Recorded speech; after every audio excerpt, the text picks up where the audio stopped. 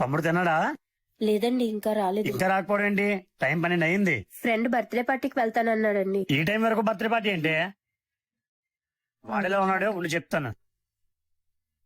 రే, time ఏంద్రా? ఎక్కడ తిరుగుతున్నావు ఇప్పుడు? మీ ఫ్రెండ్ బర్త్డే ఏంటి తాగొచ్చావా? అంటే అన్నయ్య ఈ రోజు నువ్వు బయట పడుకో. అయ్యో ఏంటి, బయట చాలా చలిగా ఉందండి. పాపం బయట ఎలా పడుకోమంటారు? లోపల పద, వాడే చేస్తాడు ఈ చలికి. అనియా అనియా అనియా నీ డోర్ ఓపెన్ చేయనియా. ఏమండి, ఒకసారి ఆలోచించండి. వాడికి ఇలా చేస్తేనే బుద్ధి వస్తుంది, ఇంకోసారి తాగాలన్నా భయపడతాడు. కాదండి. ఏ రా.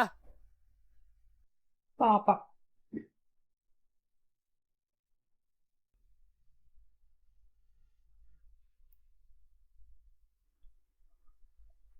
వదినమ్మా.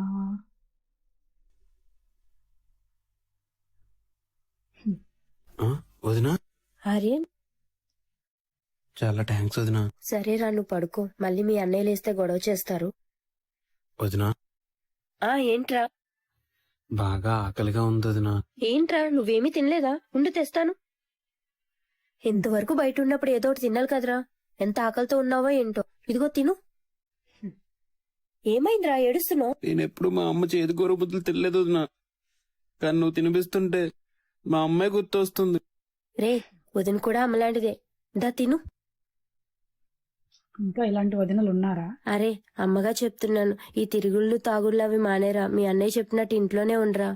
సరే అమ్మా, ఇంక నువ్వు చెప్పావు కదా, బుద్ధిగానే ఉంటా.